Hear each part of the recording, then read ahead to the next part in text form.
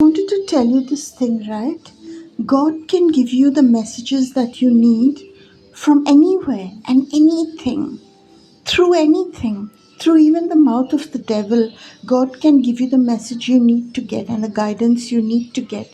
You don't need to think about it mentally. If it reaches your heart and it gives you light, in your heart, then it's a message from God. You know what I mean? You don't need to judge um, mentally. If it reaches your heart, it reaches your heart. I just wanted to tell you, that some years ago, 2010 or so, the time I had my first Facebook account, and I used to interact a lot with people in those days. There was this elderly person from somewhere in North India, and he used to like my posts and say, "What a divine message we have got, you have said," and all of that. And he would say that he wants to speak with me sometime. And at one point I said, "Okay, I'll call you to wish you for Diwali." Diwali is the biggest festival for Hindus in the year, right? So I said I'll call him on Diwali to wish him. And so on Diwali that year, when it came around, I did call him and I wished him. And then he went into a sort of meltdown. Um, and asked what's happening, and he said that, "I cannot at all believe that somebody who uh, posts the kind of messages that you post, that you have a soft voice and that you're so soft spoken." And I kind of understood him, because even everybody that um, I was listening to at that time, who had messages from God, was being like very emphatic and like, I mean, not soft or soft spoken or gentle or anything, but quite, like, um, not loud, I would say, but maybe forceful, maybe, I don't know.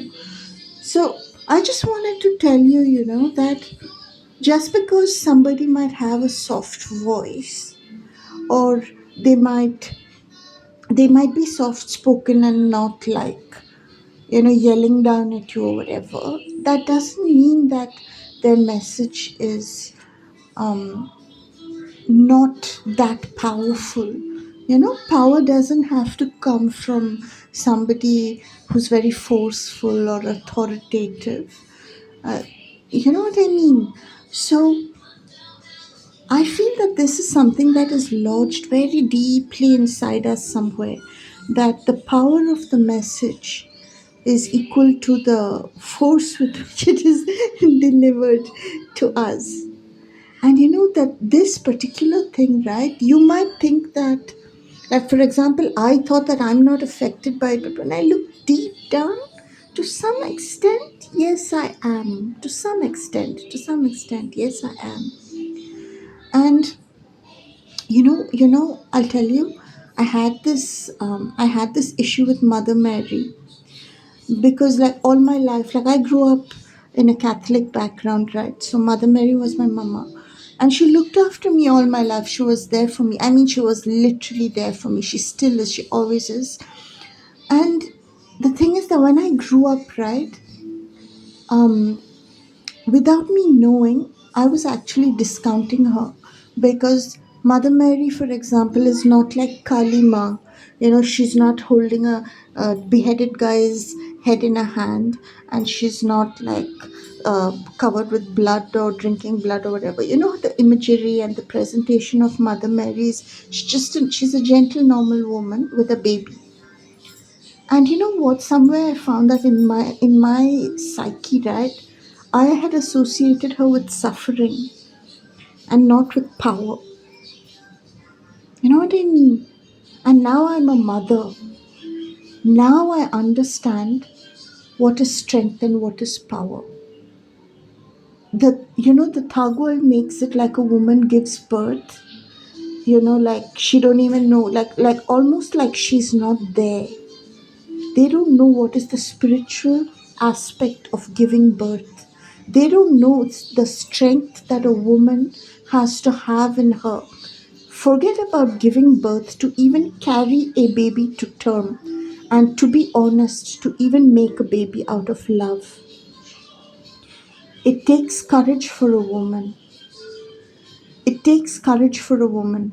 I'm not discounting anything that men have to go through, and I don't even claim to understand because I'm not a man. And my man is not around for him to, give me his perspective on this.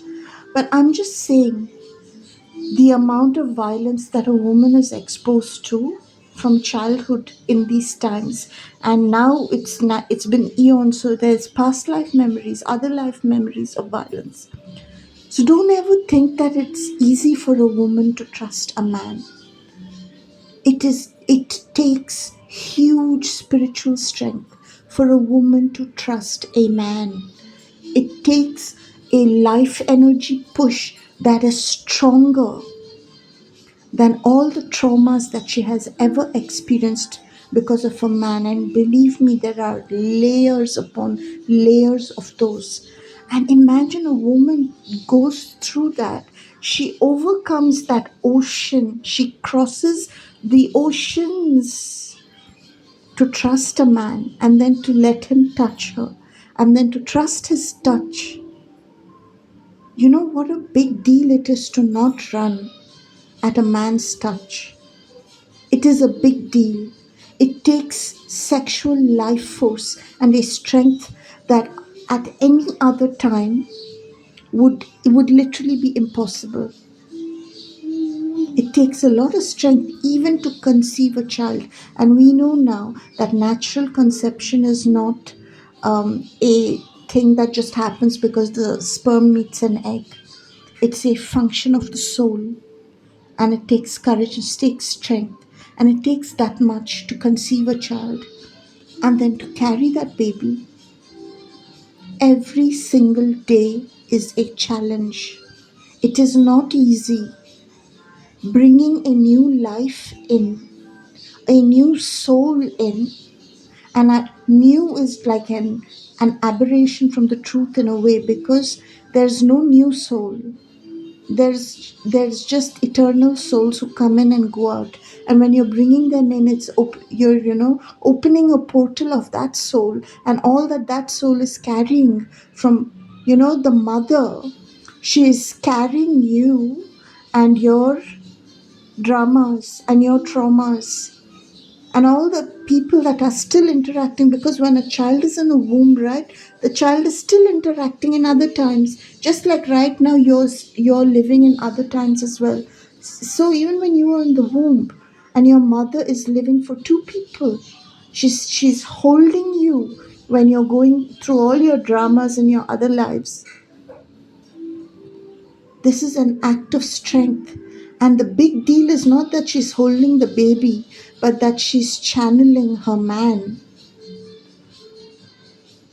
into this child. She's channeling male life force.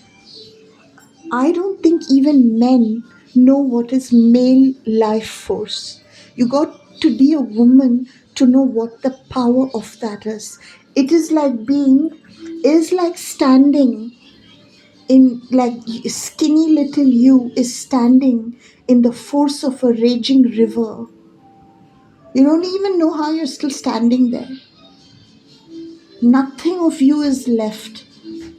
That river takes everything of you, and you're still standing there, and you're bringing that life force into another body, into a new body, and to this life.